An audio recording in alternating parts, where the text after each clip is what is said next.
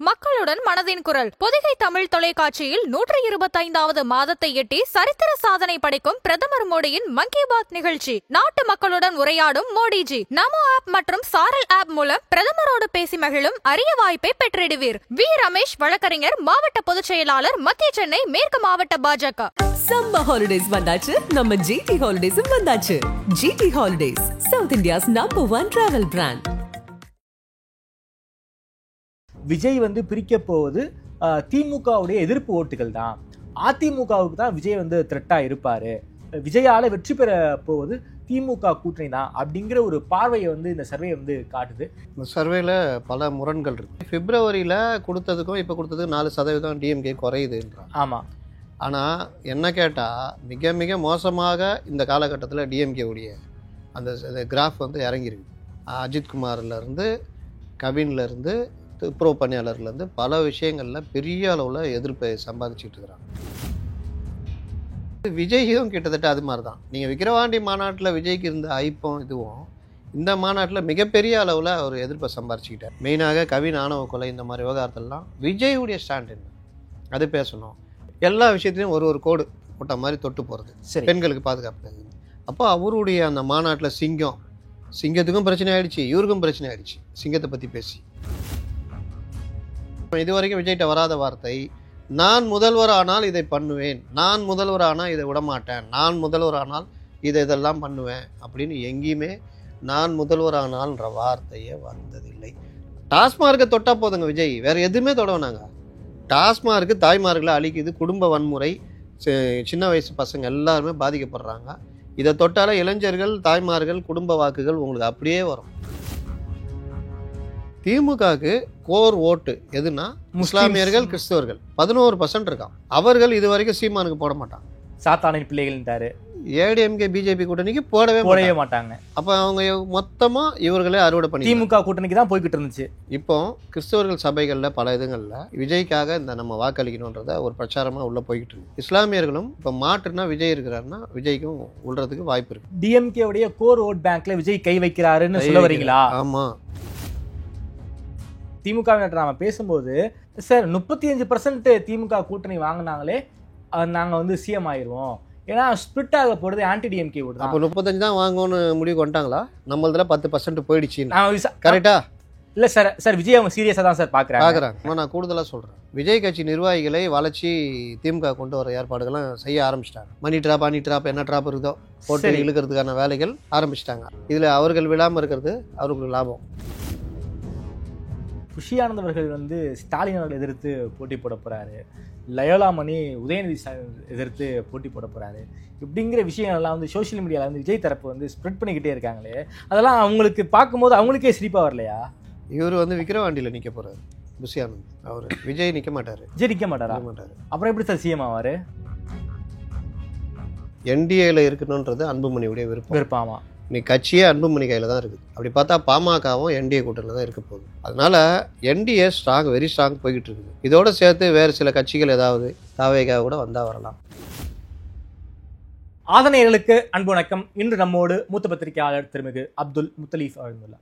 வணக்கம் முத்தலீஃப் சார். வணக்கம். நல்லா இருக்கீங்களா சார்? நல்லா இருக்கேன். மூட் ஆஃப் தி நேஷன் அப்படிங்கிற பேரில் இந்தியா டுடே 6 மாதத்திற்கு ஒரு முறை சர்வே எடுப்பது வழக்கம். அது எல்லாருக்குமே நமக்கு தெரிஞ்ச விஷயம்தான். சமீபத்தில் ஒரு சர்வே எடுத்திருக்காங்க. அதாவது நாடாளுமன்ற தேர்தலுக்கு பிறகு ஒரு நாடாளுமன்றத்தை அடிப்படையாக வச்சு ஒரு தேர்தல் எடுத்திருக்காங்க. நான் ஆல் ஓவர் இந்தியா பார்வை உங்ககிட்ட கேட்கல, தமிழ்நாடை சார்ந்து தான் உங்ககிட்ட நான் கேட்கணும்னு நினைக்கிறேன். பிப்ரவரி மாதம் ஒரு சர்வே, அதில் திமுக கூட்டணிக்கு 52% கொடுத்துருந்தாங்க. ஆகஸ்ட் சர்வேல 48% கொடுத்துருக்காங்க.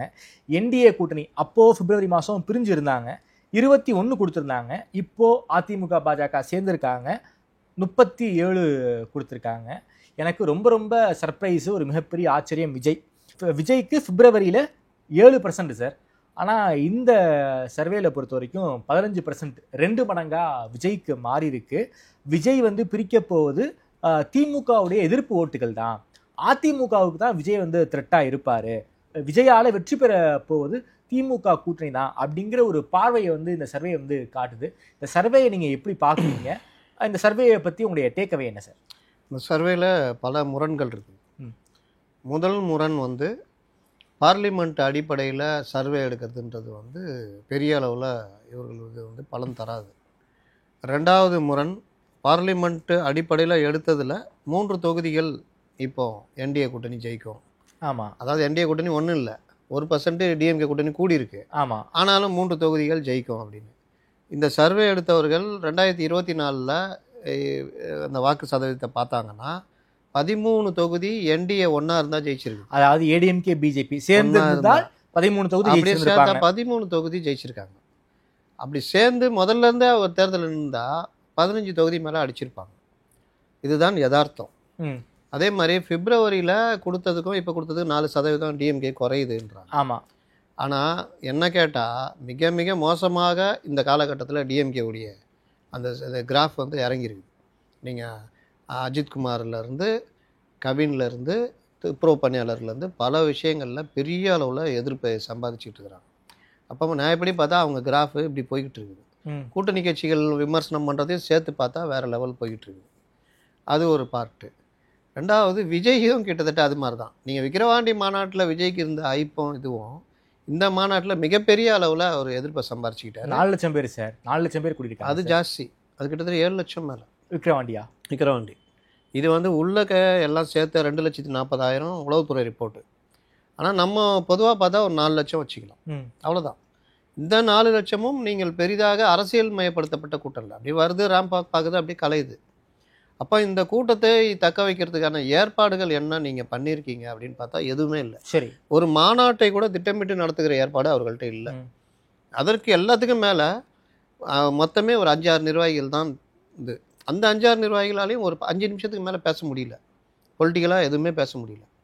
நிர்மல்குமார் நல்லா பேசியிருந்தாரு. அவர் மட்டும்தான் பாயிண்ட் அவுட் பண்ணி பேசினார். அவரும் பார்த்தீங்கன்னா ஒரு 5 நிமிஷம் இருக்குமா, ஒரு 8 நிமிஷம் இருக்கும். அவருக்கு நிர்பந்தம், கொஞ்சம் ஜாஸ்தி பேசணும், சிக்கலாகிடும். மாநாடுங்க, இது பொதுக்கூட்டம் இல்லை, பொதுக்கூட்டம் மாதிரி தான் நடத்துகிறாங்க. அது பொதுக்கூட்டத்துக்கு மாதிரி கூட இல்லை. அப்போ மாநாடுன்றதுக்குன்னா தீர்மானம் எழுதி வச்சு வாசிக்க தைரியம் இல்லை. இதில் பொதுச் செயலாளர் புஷி ஆனந்த் விஜய்க்கு அடுத்த இடத்துல இருக்கார். பொதுச் செயலாளர் மாநாட்டில் எப்படி உரையாற்றணும், பேருரையாற்றணும், வச்சு ரவுண்டு கட்டி அடிக்கணும். டிஎம்கே ஏடிஎம்கே நீங்கள் தான் பொது தானே, எல்லோரும் ரவுண்டு கட்டி அடித்து அந்த உரையை ஒரு பேசப்படும் உரையாக மாறணும். பொதுச் செயலாளர் பேசின விஷயங்களுடைய தாக்கம் கீழே வரைக்கும் போகணும்.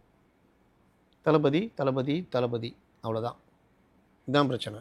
அடுத்து விஜய் என்ன பேச போகிறாரு, விக்கிரவாண்டி மாதிரி குறைந்த நேரமாக ஒரு 1/2 மணி நேரமாக பேசணும்.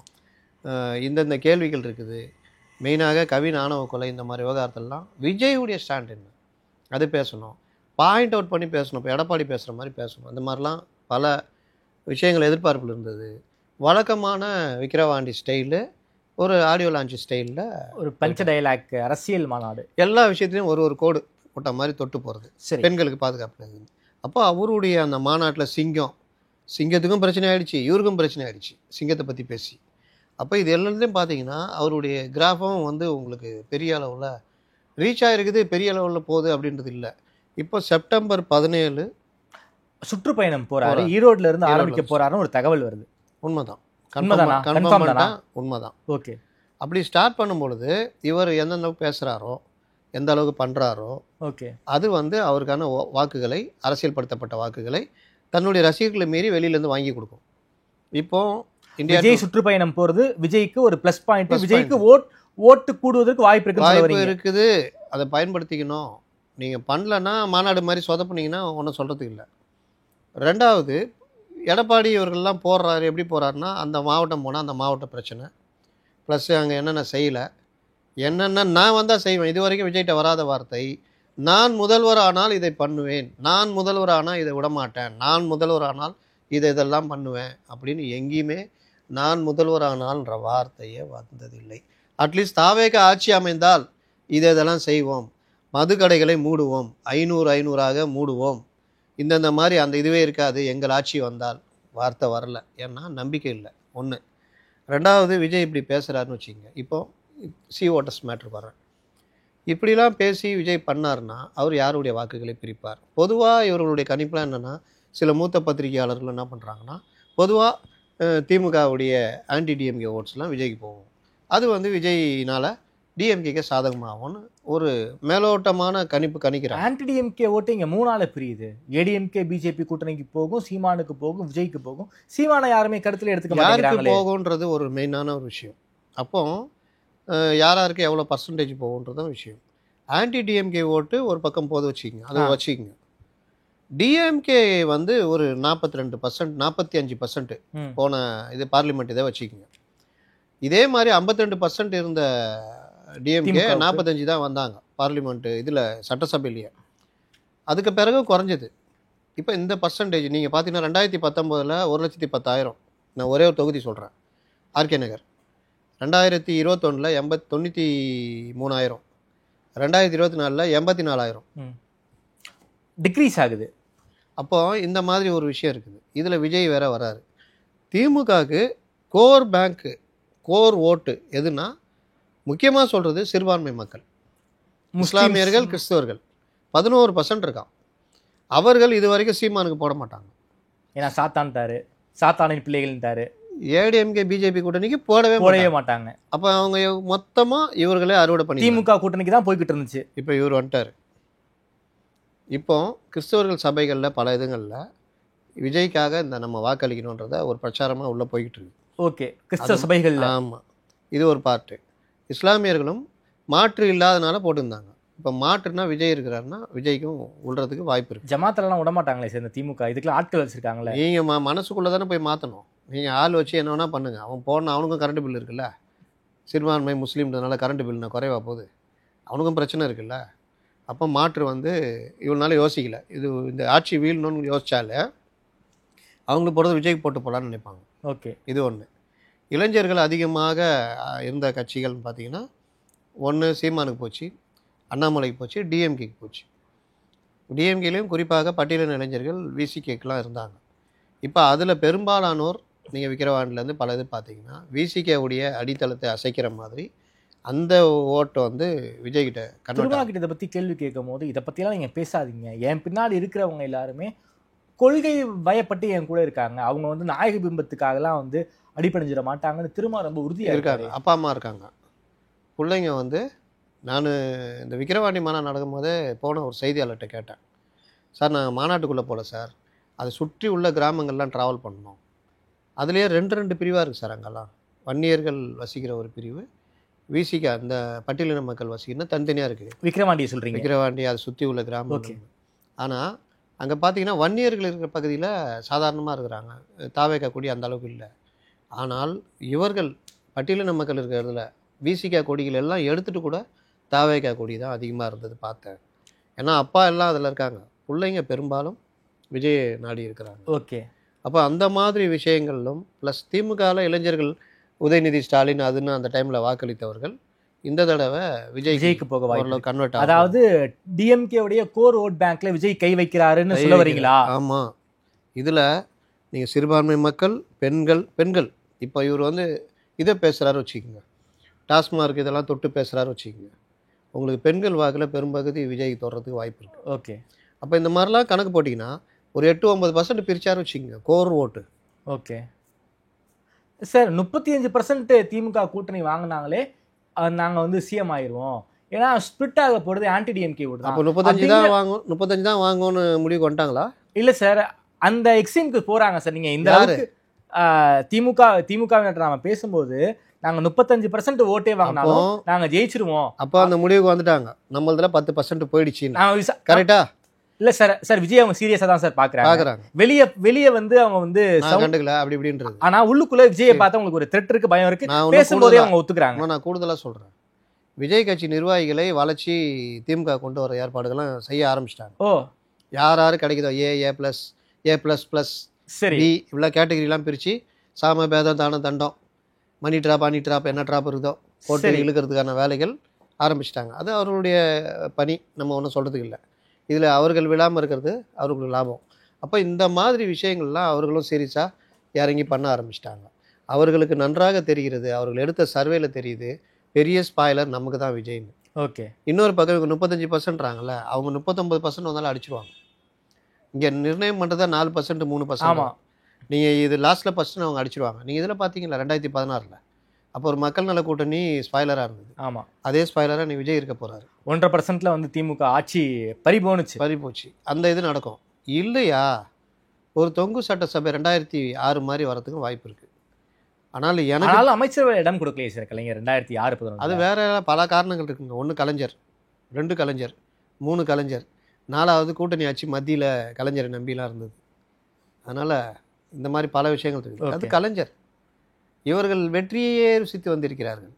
மலர் பாதையிலே நடந்து வருகிறார்கள். ஓகே, முள் பாதை ஒன்றும் பார்க்கலல்ல. சரி, பார்க்கும்போது தெரியும். 2026 திமுகவுக்கு முள் பாதைங்கிறீங்க. பெரிய முள் பாதை, கருவேல முள் செடி.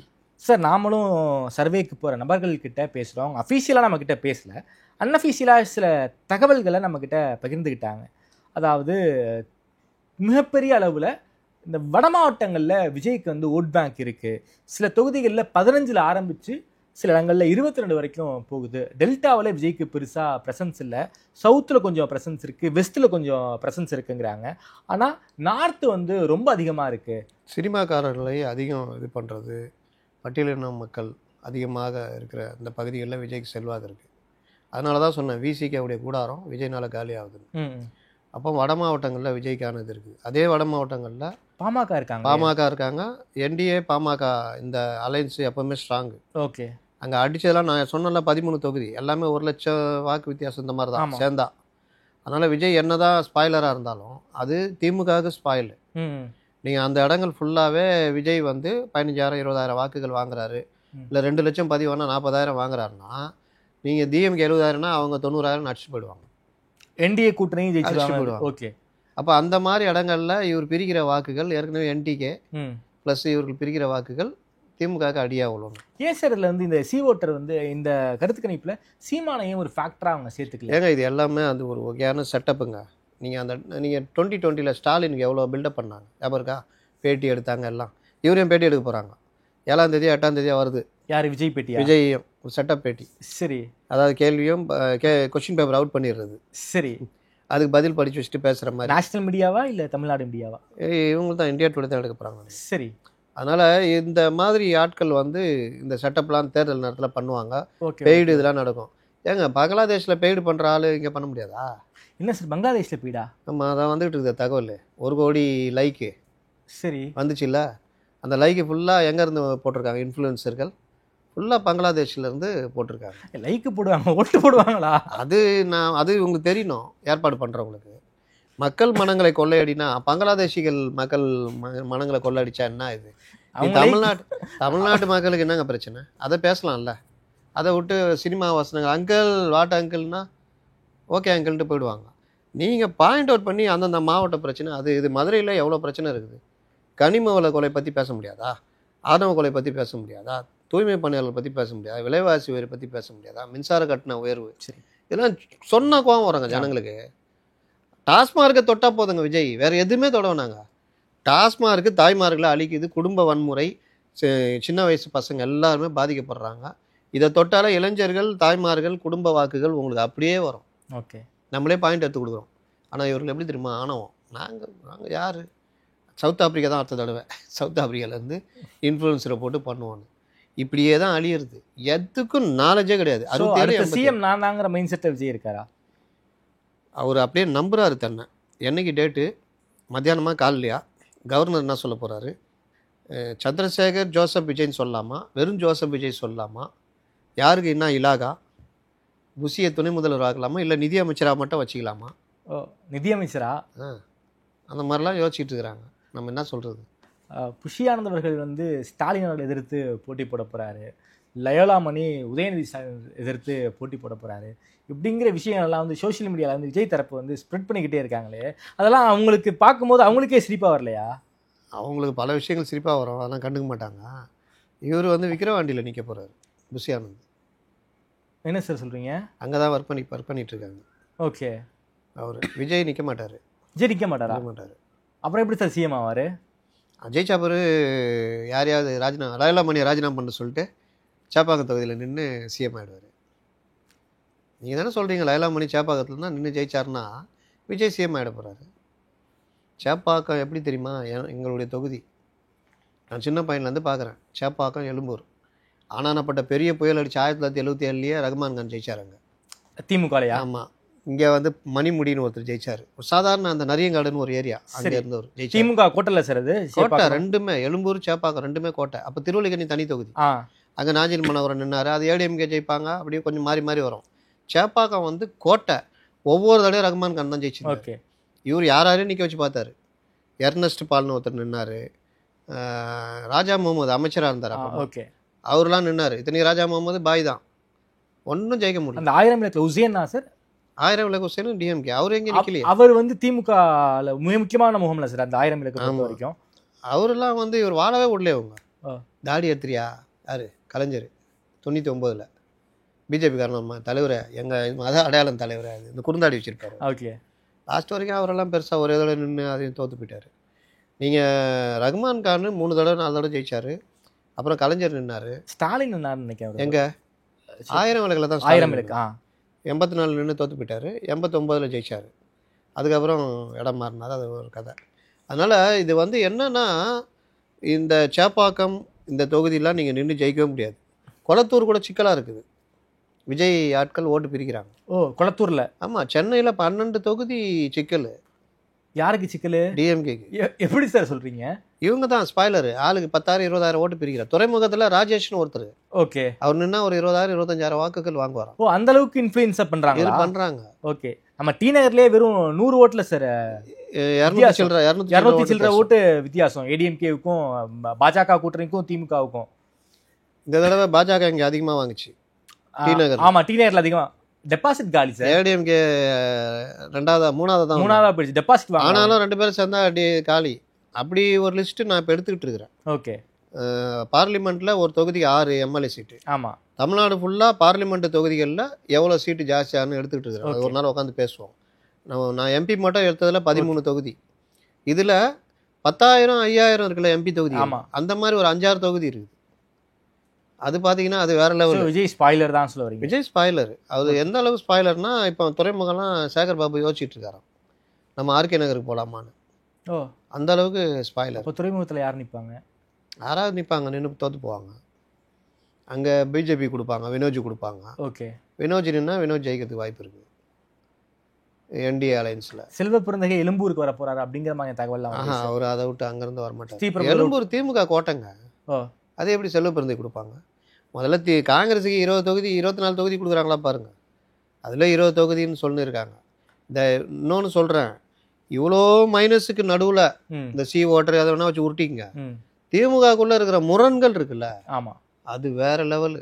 அதுவும் தலைநகர்லேயே ஒரு மிகப்பெரிய முரண் போய்கிட்டு இருக்கு. அது பயங்கரமாக போகுது. நீங்கள் இப்போ ஆராசா மண்டல தலைவர்கள், ஆமாம், மீட் பண்ணிக்கிட்டு ஆராசாவெலாம் யாரும் மதிக்கிறதே இல்லை. அந்த மாதிரி மண்டல தலைவர்கள் ஒரு பக்கம், மாவட்ட அமைச்சர்களுள்ள கோஷ்டி, சேகர் பாபுக்கும் மாசுக்கும் கோஷ்டி. நேற்றோ முந்தானத்தோ ஒரு விழா நடத்துகிறாங்க மா சுப்பிரமணியம். அதில் தாவேலுவை மேடையத்தில், தாவேலு பேர் இல்லை, மாவட்ட செயலாளர் ப்ளஸ்ஸு எம்எல்ஏ. ஆமாம். இந்த மாதிரி பல அப்புறம் சென்னையில் பரந்தாமனுக்கும் சேகர் பாபுக்கும் ஒரு மிகப்பெரிய ஒரு மோதல். அது ஆரம்பத்துலேருந்து இருக்கு. பரந்தாமன் எழும்பூர் தொகுதியில் ஸ்ட்ராங் ஆகிட்டார். ஓகே. இப்போ அது ஓடிக்கிட்டு இருக்குது. சேகர் பாபுடைய உச்சபட்ச அதிகாரம் திமுகவில் பலர்களுக்கும் பிடிக்கல. எப்படி செந்தில் பாலாஜியுடைய அதிகாரம் பிடிக்கலையோ, அதே மாதிரி சேகர் பாபுடைய அதிகாரத்தை அடக்கணும்னு நினைக்கிறேன். தலைநகரத்தில் சேகர் பாபு தான் வைக்கிறதா சட்டமா? சேகர் பாபு அண்ட் மாசு. ஓகே. இவர்கள். அப்போ இந்த இதுவும் தனியாக ஓடிக்கிட்டு இருக்குது. வேளச்சேரிலாம் இவங்க கை விட்டு போயிடுச்சு. அசன் மௌலானா சார் போச்சு. இப்போ அசன் மௌலா கிடையாது, டிஎம்கே நிற்பாங்க. சரி. ஆனால் வேளச்சேரி டிஎம்கேக்கே கிடையாது, டிஎம்கே கையை விட்டு போயிடுது. அங்கே பார்த்தீங்கன்னா ஜெயிச்சிட்டாங்க. 2024 வேளச்சேரி அடிச்சிச்சு. பிஜேபியா இல்லை என்டிஏ அலையன்ஸ் அடிச்சிச்சு. ஓகே. சோழிங்கநல்லூர் மட்டும்தான் அடிக்க முடியல அவங்க. சரி. மற்ற இடங்கள்லாம் அடிக்கிறாங்க. சோழிங்கநல்லூர் பெரிய தொகுதி வேற இல்லை, அங்கே டிஎம்கே வெயிட். அந்த எம்எல்ஏவும் கொஞ்சம் அரவிந்த் ரமேஷ், அவரும் கொஞ்சம் ஓரளவுக்கு செல்வாக்கு இருக்குது. இந்த மாதிரி பேசுனா தொகுதி வாரி எவ்வளோ விஷயங்கள் இருக்கு. அது ஒன்று. இது இல்லாமல் பெண் ஒரு சர்வே எடுத்து வைக்கிறாங்க, அவங்க வேட்பாளரை போடுவாங்க. சின்னவர் அவர் வேட்பாளரில் போடுவார். இதுவே மாமா மச்சானில் முட்டோம். இன்னொரு பக்கம் சீனியர்கள் ஒரு பக்கம் திரண்டு இருக்காங்க. இந்த காலகட்டத்தில் கனிமொழி ஒரு மிகப்பெரிய சக்தியாக திமுகவில் உருவெடுத்து வருகிறார். நேரடியாக சொல்ல நான் ஆப் த ரெக்கார்டை அப்புறமா சொல்கிறேன் உங்களுக்கு. அவங்க சொல்கிறத கேட்குற லெவலுக்கு இன்றைக்கி ஸ்டாலின் இருக்கார். ஸ்டாலினை கனிமொழி அவர்கள் இன்ஃப்ளூயன்ஸ் பண்ணுறாங்க. இன்ஃப்ளூயன்ஸ்னா இவங்கள நம்ம மீறிடக்கூடாது, இவங்கள நம்ம புறக்கணிக்க முடியாதுன்ற இடத்துக்கு கனிமொழி வந்துட்டாங்க. Okay okay okay. அவ்வளோ பவர் ஆகிட்டாங்க. அப்போ கனிமொழி தனியாக அவர்களுடைய ஆதரவாளர்கள் மற்ற விஷயங்கள் இறங்கும். சரி சீனியர்கள் பெரும்பாலும் கனிமொழி ஆதரவாளர்களாக இருக்காங்க. சரி இது ஒரு பார்ட்டு தனியாக ஓடிக்கிட்டு இருக்கு. ஓகே. இது இல்லாமல் லோக்கல்ல இருக்கிற பஞ்சாயத்து பிரச்சனைகள், பாலிடிக்ஸ். இதெல்லாம். இது திமுகக்குள்ள. சரி திமுக வெளியே பார்த்தீங்கன்னா நம்ம கூட்டணி தலைவர்கள் 6 தொகுதி தான் அவர்களுக்கு இந்த தடவை முடிவு பண்ணியிருக்காங்க. ஓ. எப்படி ஒத்துக்குவாங்க? சண்முகம் இந்த தடவை 6 தொகுதி ஒத்துக்கிட்டு போய் நிற்பாரா? மாநாட்டில் என்ன சொன்னாங்க தெரியுமா? 6 தொகுதினா எதுக்கு நம்ம நிற்கணும்? வெளியில் வந்து நம்ம எவ்வளோ நின்று போகிறோம், நமக்கு என்ன இருக்குது? தோற்று கூட போகிறோம். 6 நின்று 2 ஜெயிச்சுன்னா பெருசாக சாதிச்சோம், கட்சி மரியாதை தான் போச்சுன்னு. அப்போ இருக்கவே இருக்கார் விஜய். அதனால தான் கம்யூனிஸ்டையும் காங்கிரஸையும் தொடமாட்டாங்க, தொடலையா? இப்போ வரைக்கும் காங்கிரஸும் தாவேகாவும் பேச்சுவார்த்தை நடத்தலை. ஓகே. ஆனால் நாளைக்கு நடந்துச்சுன்னா குறிப்பாக காங்கிரஸ் 2 முறைக்கும் மேலே அவங்க ஜெயித்த தொகுதிகள், ஃபார் எக்ஸாம்பிள் இந்த அறந்தாங்கி, ஊட்டி, இந்த மாதிரியான தொகுதிகளை வந்து எங்களுக்கே கொடுங்க அப்படின்னு கேட்குறாங்க. அதுக்கு லோக்கல் திமுக வந்து ரொம்ப கடுமையாக எதிர்ப்பு. அப்படி அது ஒரு பெரிய பிரச்சனை. அப்படி கொடுத்தீங்கன்னா அங்கே லோக்கலில் கட்சி காணாமல் போயிடும் அப்படிங்கிற விஷயத்த வந்து சண்முகம் ஒன்று பேட்டியில் சொன்னார் பார்த்தீங்களா? சமீபத்தில் சொன்னார், நாங்கள் பேசி எங்களுக்கு உண்டான தொகுதி தான் கேட்டு நிற்போம், சும்மா இவர்களுக்கு கொடுக்குற தொகுதியெலாம் நின்று இது பண்ணுறதுலாம் நாங்கள் ஆள் இல்லைன்னாரு. ஓகே. ஏன்னா அந்த வேலையை பண்ணோம் திமுக. காங்கிரஸுக்கு 25 கொடுத்து 18 ஜெயிச்சாங்க. ஜெயிச்ச தொகுதிகளை எங்களுக்கு மீண்டும் வேணுங்கிற அதில் தான் வேளச்சேரிலாம் பிடுங்குறாங்க. ஓ. வேளச்சேரி இன்னும் 2-3 தொகுதி பிடுங்குறாங்க. அசன் மௌலானா ரொம்ப நல்ல பேர், தொகுதியில் பயங்கர தொகுதியில் நல்ல பேர் தான் உண்மையில. வெள்ளம் வந்ததுன்னா முன்னாடி நிற்பாப்புல, முடிச்சு விட்டு தான் மறு வேலை பார்ப்பால. அதனால் மக்களும் முடிச்சு விட்டாங்க. அதை தான் சொல்கிறேன், 23 வெள்ளம் 24 பார்லிமெண்ட் தேர்தலில் வேளச்சேரியில் முடிஞ்சிச்சு. நீங்கள் வேணால் நாளைக்கு நான் உங்களுக்கு அந்த இது அனுப்புகிறேன் டீட்டெயில். ஓகே. இல்லை நீங்களே எடுத்து பாருங்கள் வேளச்சேரி தான் வாங்கினாங்க. இதுதான் நிலைமை. அப்போ இந்த மாதிரி விவகாரம்லாம் இருக்கும்போது இந்த சி ஓட்டரு, ஏ ஓட்டரு, பி ஓட்டருன்னு கொண்டு வந்து உருட்டுறது. ஓகே. விஜய் தான் முதல்வர் வேட்பாளர் அப்படின்னு. விஜய் முதல்வர் வேட்பாளர், எம்எல்ஏக்கள் வரணுமே, அப்போ தானே முதல்வர் ஆக முடியும். நீங்கள் இதை வச்சுக்கிட்டு விஜய்க்கு மாசு இருக்கா? இருக்கு, வச்சுக்கோங்க, நடிகர், அதனால விஜயை கன்சிடர் பண்ணுறீங்க. ஆனாலும் 15% கிட்ட வரைக்கும் விஜய் வாங்குவார்கள். 15% வச்சுக்கிங்களேன், 2 லட்சம் வாக்குகள் பதிவாகுது வச்சுக்கோங்க. அவர்கள் வந்து 42% வச்சுக்கோங்க. அப்போ 84,000 வாக்குகள். இவர்கள் ஒரு 40% வச்சுங்க, 80,000 வாக்குகள். இவர் நீங்கள் சொல்கிற 15% 30,000 வாக்கு தானே. என்ன பண்ணுறது? அதான் ஸ்பாய்லர்னு. ஓகே. அவ்வளோதானே. சீமான் வாங்குறாரு ஒரு தொகுதிக்கு 15,000 18,000. குறிப்பிட்ட ஏரியான்னு சொல்ல முடியாது, எல்லா ஏரியாலையும் இருக்கு வாக்கு இருக்கு. ஆமாம், திருத்தணியில ஆரம்பிச்சு கன்னியாகுமரி 234 தொகுதி வாக்கு இருக்கு. ஆனால் தாவேகா கிடையாது. ஓ. இந்த தடவை பார்த்து தெரிஞ்சுக்குவாங்க. அவங்க தென் மாவட்டங்களில் பெரிய அளவில் கிடையாது, பிரசன்ஸ் இல்லையா? கிடையாது. உலம் பெரிய அளவுலாம் உழாது. சரி. நீங்கள் சொன்ன மாதிரி வட மாவட்டங்களில் கிடைக்கும், கொங்குலலாம் பெருசாக அடிக்க முடியாது. அதே மாதிரி இந்த பெல்ட்டு இதே வட மாவட்டங்களோட இணைஞ்ச ஆரணி மற்ற இடங்கள்லாம் பார்த்தீங்கன்னா பெருசாக இது பண்ண முடியாது. அப்போ 234 தொகுதியிலையும் இவர்கள் கால் ஊன்றணும்னா அதுக்கேற்ற அரசியல் பண்ணணும். ஓகே. பண்ணுவாங்களா? நீங்கள் கடலூர் அரசியலை கொண்டு போய் திருநெல்வேலியில் பேச முடியாது. திருநெல்வேலிக்கு தனி அரசியல் இருக்கும், தென்காசிக்கு தனி அரசியல் இருக்கும். அப்போ நீங்கள் அதெல்லாம் பண்ணணும். அதுக்கு நீங்கள் ஆரம்பிக்கவே இல்லையே. அதான் இப்போ சுற்றுப்பயணம் போறாருல, அங்கே பேசுவார். எத்தனை நாளில் என்ன பேசி என்ன மனசை கொள்ளையடிப்பாருன்னு கேட்குறேன். நீங்கள் தொடர்ச்சியாக பேசிக்கிட்டே இருந்து டெய்லி பேட்டி கொடுத்துட்டு இருந்து இது பண்ணி அதோடு சேர்ந்து சுற்றுப்பயணம் போனீங்கன்னா நமக்காக நிற்கிறாரு, பேசுகிறாரு, போராட்டம் நடத்துகிறாருன்னு. போராட்டமும் நடத்த மாட்டீங்க, பேசவும் மாட்டீங்க. சுற்றுப்பயணத்தில் மட்டும் போய் எப்படி பேசுவீங்க? உங்களுடைய இயல்பான பேச்சுன்னா அந்த செயலி வெளியிட்டப்போ பேசினார்ல, மக்களோடு செல்லுங்கள், மக்களிடமிருந்து கற்றுக்கொள்ளுங்கள், இதை தான் அண்ணா சொல்லியிருக்கிறார். இதுதான் அவருடைய இயல்பான பேச்சு. கலைஞர்கிட்ட கூட பேசுவார் தெரியுமா, கலைஞருக்கு சிலை வைத்து பார்க்க ஆசைப்படுகிறேன் அந்த நேரத்தில். இதுதான் அவருடைய இயல்பான பேச்சு. ஆனால் ஆடியோ லான்ச்சில் எப்படி பேசுவார்? மக்களே நான் பண்ண மாட்டோமா, செய்ய மாட்டோமா, அதையே கொண்டு வந்து பண்ணுவோமா, இது பண்ணுவோமான்னு இந்த சுற்றுப்பயணத்தில் பேசினார்னா பண்ணுவோம் செய்வோன்ட்டு போயினா இருப்பாங்க. ஜனங்களாக நீங்கள் என்னைக்கு மெர்ஜா வரீங்கன்னா அதான் எம்ஜிஆர் பண்ணார். Okay sir. என்டிஏ கூட்டணி ஜெல் ஆகுமா? இன்னைக்கு மூப்பனார் நினைவிடத்தில் முக்கியமான தலைவர்கள் எல்லாருமே அணிவகுத்து அந்த வேலையில் இருந்தாங்க, நீங்களும் பார்த்துருப்பீங்க. ஒரு மிகப்பெரிய ஆச்சரியம், சுதீஷ் அவர்களும் வந்திருந்தார். சமீபத்தில் ஒரு திருச்சியில் ஒரு கல்யாணம், தேமுதிகவுடைய ஒரு முக்கியமான நபருடைய கல்யாணம் நினைக்கிறேன். அதுக்கு கே நேருவும் வந்திருந்தார். ரொம்ப நேரம் சுதீஷும் கே நேருவும் பேசிக்கிட்டு இருந்தாங்க. என்ன சார் இது வந்து தேமுதிக என்ன பண்ணுறாங்கன்னு? நான் தான் சொன்னேன், ஆஃபர் லெட்டர் இருக்குது. ஏடிஎம்கிட்ட பேசுவாங்க, டிஎம்கிட்ட பேசுவாங்க, 2 பேர்ட்டையும் ஆஃபர் லெட்டர் வாங்கிட்டு 2 பேர்கிட்டையும் அப்படியே பேசி எதில் ஜாஸ்தி கிடைக்குது அவள் தான். சேலரி மேட்டர் மாதிரி தான். எம்ப்ளாயி பண்ணுறான்ல, நான் சொல்கிறேன், அங்கே லெட்டர் ஆஃபர் லெட்டர் கொடுத்துட்டாங்க, அவ்வளோ சம்பளம் போஸ்டிங் நல்ல போஸ்டிங் என்ன சொல்கிறீங்க, இங்கே ஹெச்ஆர்கிட்ட கேட்பான், ஏன்பா அங்கே போகிற, அதே சம்பளத்தை நாங்கள் கொடுக்குறோம், போஸ்டிங்கை உயர்த்தி போடுறோம், ஓகேவா, சரி ரைட், அப்படின்னா எனக்கு ஒன்றும் இல்லைங்க, இங்கே உட்காந்துக்கோங்க, அங்கே நாமத்தை போட்டு விட்ருவோம். சேம் அதே தான், இவரும் சரி ஓபிஎஸும் சரி, இந்த ஆஃபர் லெட்டருக்கு அதுதான். அதில் பெரிய கில்லாடி பிரேமலதா. ஓகே, எப்போ என்ன பேசுவாங்கன்னு தெரியாது. ஓகே, ஆனால் கரெக்டாகிற மாதிரி இருக்கும். சார், நான் ஓபிஎஸ்சி நான் வந்து குறைச்சி மதிப்பிட முடியாதுன்னு நினைக்கிறேன். ஓபிஎஸ் சமீபத்தில் தேனிலேயே இங்கே ஒரு ப்ரெஸ் மீட் கொடுத்தாருன்னு நினைக்கிறேன் சார். அங்கே வந்து நான் வந்து அதிமுகவுக்கு எதிராக நான் வந்து வாக்கு கேட்க மாட்டேன், அதே போல் டிடிவியும் ஓபிஎஸ் அவர்களை இந்த என்டிஏ கூட்டணிக்குள்ளே இணைப்பதை பற்றி நீங்கள் பரிசீலனை பண்ணணும், ஓபிஎஸ் அவர்கள் என்டிஏ கூட்டணிக்கு வரணுங்கிறது வந்து அழைப்பும் எடுத்திருக்காரு. நீங்கள் முதல்ல ஒரு விஷயம் சொன்னீங்கல்ல, என்டிஏ கூட்டணி ஸ்ட்ராங் ஆகுதுன்னு. நான் ஆரம்பத்துலேருந்து ஒரு விஷயம் சொல்லிகிட்டு இருக்கிறேன். இந்த கூட்டணி அமைஞ்சதுலேருந்து இந்த கூட்டணியே தேவைகள் அடிப்படையில் தான் அமைஞ்சது. ஆமாம், அவர்கள் அண்ணாமலை நம்பி ஒன்றும் இல்லாமல் போய் இந்த 13 தொகுதி சொன்ன பாருங்க. ஆமாம், நமக்கே தெரியுதுன்னா அவங்க ஐபி ரிப்போர்ட் எல்லாம் போட்டு இத்தனை தொகுதி நம்ம ஜெயிச்சிருக்கலான்னு கிளியர் கட்டாக கொடுத்துருப்பாங்க. அண்ணாமலை தான் இந்த வேலையை பண்ணார், அது ஒன்றும் இல்லாமல் போச்சு, ப்ளஸ்ஸு டிஎம்கே என்னென்ன உள்ளடி வேலை பண்ணதுன்றது உட்பட கொடுத்துருப்பாங்க ரிப்போர்ட்டு. இதையெல்லாம் பார்க்கும்பொழுது அவருக்கு என்ன நினச்சாங்கன்னா, அண்ணாமலை நம்பி பயனில்லை, ஏடிஎம்கே நம்ம விட்டது பெரிய தப்பு. ஓகே, அப்போ நம்ம வருங்காலத்தில் அந்த தப்பை பண்ணக்கூடாதுன்னு ஏடிஎம்கே கூப்பிட்றப்போ அவர்கள் தாவேகாவை பார்த்துன்னே இருக்கிறாங்க. அந்த பொண்ணு திரும்பினா கையாட்டலாம், இதை லவ் சொல்லலான்னு. இங்கே பழைய காதலி இந்த பக்கம் திரும்பினா திரும்பாமையே இருக்காங்க. கடைசியில் ஒரு மாதிரி வீட்டு பெரியவர்கள் தங்கமணி வேலுமணி போன்றவர்கள் பேசி, உடுப்பா அந்த பொண்ணையே நினச்சிக்கிட்டு இருக்கிற, அதான் ஒன்று பார்க்கலல்ல அப்படின்ட்டு, அது இன்னும் கன்னியாஸ்திரி ஆக போகுது போல், ஏதோ துறவி ஆக போகுதில்ல, இங்கே பாரு பழைய காதலின்ட்டு சேர்த்து வச்சிட்டாங்க. அப்போ இவருக்கு என்னென்னா, திருமண வாழ்க்கையில் நம்ம இணையணும், அது ஒரு பொண்ணு தேவை, அது வரல, பிரம்மச்சாரியாக போயிடுமோன்ட்டு இவர் இந்த பொண்ணு ஓகே சொல்லிட்டாரு. அதுவும் நம்ம நல்ல மாப்பிள்ளையை விட்டுட்டோம், இந்த மாப்பிள்ளை தான் சம்பாதிக்கிற மாப்பிள்ளையாகிறாருன்னு அந்த மாவும். அப்போ என்னென்னா 2029 அவங்களுக்கு எம்பி தேவை. எப்படி காங்கிரஸ் ஏன் திமுக விடாமல், சகோதரா ப்ரோ, அங்கே தான் உண்மையான ப்ரோங்க இருக்காங்க, ப்ரோ வாட் ப்ரோன்னு, ஏன்னா அவர்களுக்கு அங்கே தேவை ஒரு 180 ப்ரோன்னு சுற்றின்னு இருக்கிறாங்க. இங்கேயும் வந்து இவர்களுக்கும் 29 தேவை.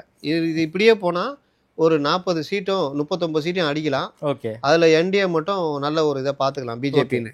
ரெண்டாவது 26 ஏக்கர் கட்டு பண்ணால் நமக்கு என்ன, அடித்து பார்ப்போம், 40 எம்எல்ஏ கேட்போம். ஓகே, அதில் ஒரு 20 கிடைச்சதுன்னா பாஜக பெரு வளர்ச்சி இல்லை. அந்த மாதிரி அவங்க யோசிக்கிறாங்க. இவருக்கு என்ன 26 அதே கூட்டணி நல்லா ஸ்ட்ராங்காக போச்சுன்னா நமக்கும் ஜெயிக்கலாம், மத்திய அரசு துணை இருக்குது அப்படின்னு. அப்போ இந்த தேவைகள் அடிப்படையில் அணிஞ்ச கூட்டணி, இவர்கள் ஒரு கருத்தை உருவாக்குனாங்க, பொருந்தா கூட்டணி, ஜெல்லு ஆகல, ஒட்டலை, அங்கே பாரு, அங்கே பிரிச்சுக்கிச்சு பாரு, என்ன போட்டு மிரிச்சாலும் ஒட்ட மாட்டேங்குது பாரு. பாமக இன்னும் வரலையே சார்?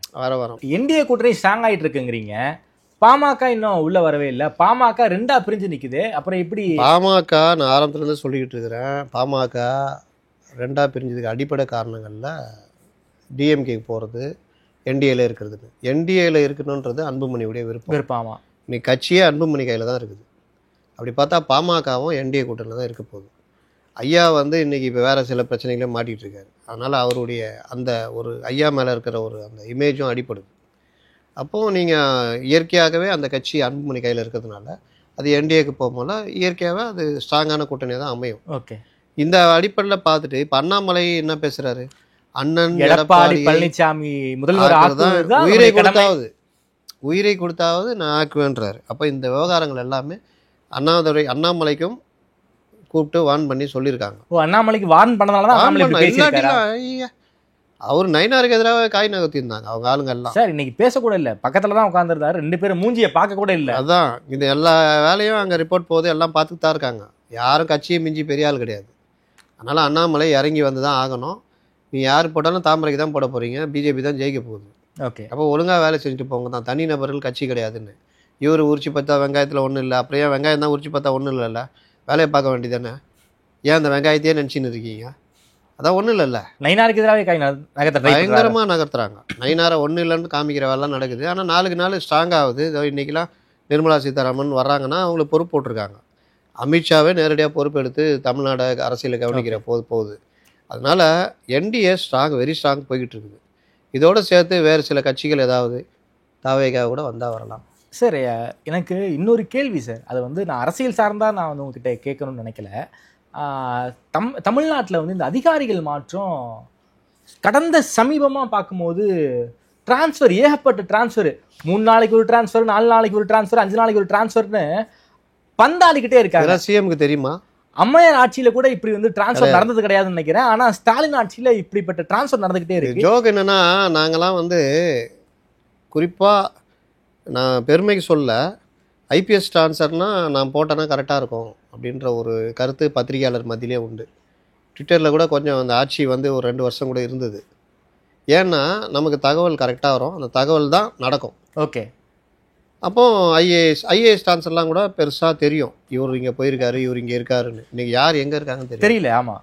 அப்போது இந்த மாறுதல் எல்லாம் என்னன்னு அரசியல் வட்டாரங்கள் அந்த அதிகாரிகள் வட்டாரத்தில் விசாரித்தா, ஒரு குறிப்பிட்ட சதவீத அதிகாரிகள் மட்டும் அவர்களுக்கு வேண்டாதெல்லாம் மாற்றிக்கிட்டே இருக்கிறாங்க, நல்ல போஸ்டிங் வந்துக்கிறாங்க. வாரத்தில் 3 டிரான்ஸ்ஃபர் ஆர்டர்ஸ் பார்த்துக்கிட்டு இப்படி நடக்கிறது. என்னன்னா இது எல்லாமே முதல்வரை வந்து செஞ்சுட்டு இதெல்லாம் இதுக்காக செய்யணும் அதுக்காக செய்யணும் அவர் திருப்தியோட வைக்கிறாங்க. ஓகே.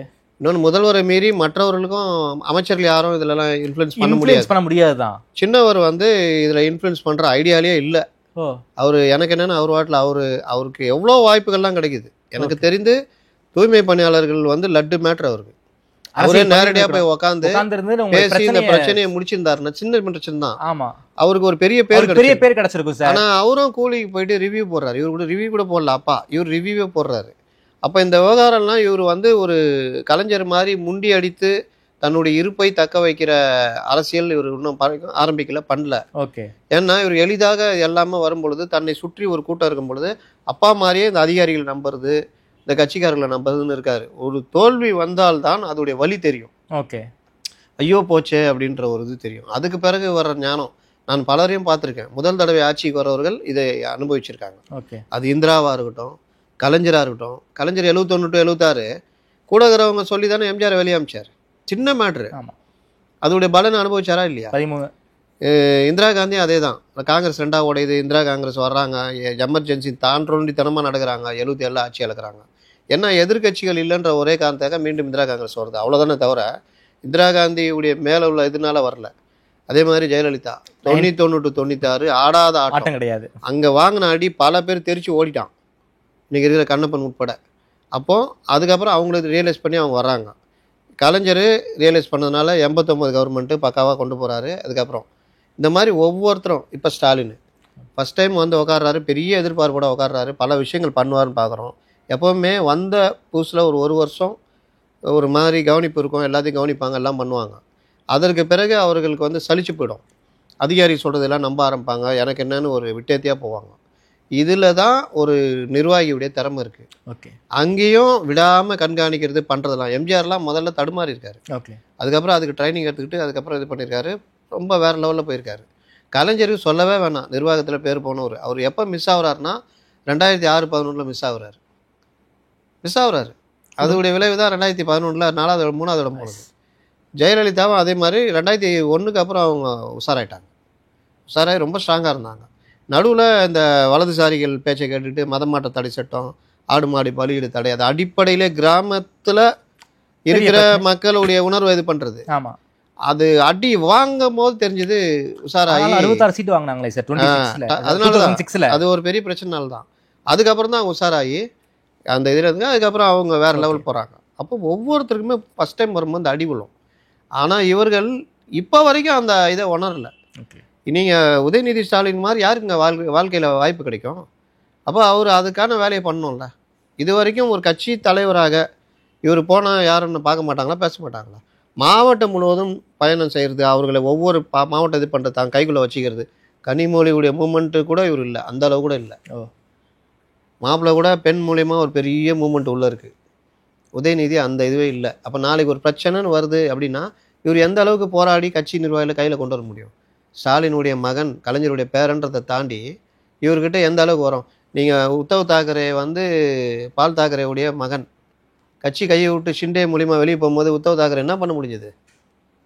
அதனால் அரசியல் எது வேணால் நடக்கும். இன்னும் இந்த மாதிரி விஷயங்களை இவர்கள் மிஸ் பண்ணுறாங்க. சார் கடைசி கேள்வி சார், டிஜிபி அதாவது ஏகப்பட்ட கைட்லைன் சுப்ரீம் கோர்ட்டே கொடுத்துருக்காங்க, அதையும் மீறி அவர் இன்சார்ஜ் டிஜிபி போட போகிறாங்கன்னு தகவல். அதுவும் பணி ஓய்வு பெற்ற சங்கர் ஜிவால் அவர்களுக்கு தீயணைப்பு துறையுடைய ஒரு மிக முக்கியமான பொறுப்பு, அந்த தலைவர் பொறுப்புலாம் கொடுத்துருக்காங்க. ஏன் வந்து இவ்வளவு பிரச்சனை. கவர்மெண்ட் சீமா அகர்வால், அதுக்கப்புறம் வந்து ராஜீவ்குமார், அதுக்கப்புறம் வந்து வன்னிய பெருமாள், ஒரு பெரிய லிஸ்டே இருக்கு.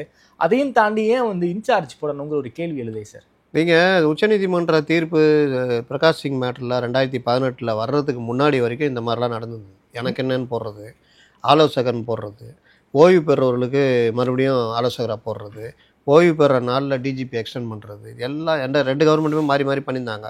டிஜிபியை நீ ரிசைன் பண்ணிட்டு போகணும்னு மிரட்டுறது, வீட்டுக்கு அனுப்புறது, இல்லை அவருக்கு ஈக்குவலாக ஒரு பவரில் க்ரைம் டிஜிபின்னு போட்டு இவர் காலி பண்ணுறது, இல்லாட்டி உளவுத்துறை டிஜிபி போடக்கூடாதுன்னு ஒரு ஆர்டர் இந்த இதுலேயும் ஆர்டர் இருக்குது. ஓகே, போட்டு காலி பண்ணுறது, இந்த மாதிரி வேலையெல்லாம் பண்ணதெல்லாம் நடந்தது. 2018 தீர்ப்புக்கு பிறகு எல்லா ஸ்டேட்டும் இதை ஃபாலோ பண்ணணும்னு சொல்லிட்டாங்க. இது பேனலு 30 வருஷம் சர்வீஸ் உள்ள ஐபிஎஸ் பேனல் அனுப்பணும், இம்பேனல்னு சொல்லுவாங்க, அனுப்பணும். அதில் இந்த மாதிரி இந்த சஸ்பெண்ட் ஆனவன், முறைகேடு பண்ணவன், கணக்கு வழக்கு வைக்காத மாதிரி பணி காலத்தில் சார்ஜ் வாங்கினாலே இவங்களெல்லாம் வடிகட்டிட்டு மோஸ்ட் சீனியரில் நேர்மையான ஒரு 3 பேரை லிஸ்ட்டை யூபிஎஸ்சி இங்கே அனுப்போம். அதுலேருந்து உங்களுக்கு தேவையான ஆளாக நீங்கள் எடுத்துக்கலாம், பண்ணிக்கலாம். இது முறையாக நடந்தது. அப்படி அந்த இம்பேனல் வரவங்க 6 மாதம் சர்வீஸ் இருக்கணும், கட்டாயம். அதனாலே பல பேர் அடிபடுவாங்க, நல்ல ஆஃபீஸர் கூட. இந்த மாதிரி இது கரெக்டாக போச்சு. சைலேந்திரபாபு, ஜிவால் வரைக்கும் கரெக்டாக போச்சு. இப்போ என்ன கேடு வந்தது? இப்போ என்ன பிரச்சனைனா, இது முதல்வருக்கு தெரியுமான்றதான் கேள்வி. ஓகே, முதல்வருக்கு ரத்தோரியோ, சீமா அகர்வாலையோ, ராஜீவ்குமாரையோ, வன்னிய பெருமாளையோ தனிப்பட்ட முறையில் ஏதாவது வெறுப்பு இருக்குமா?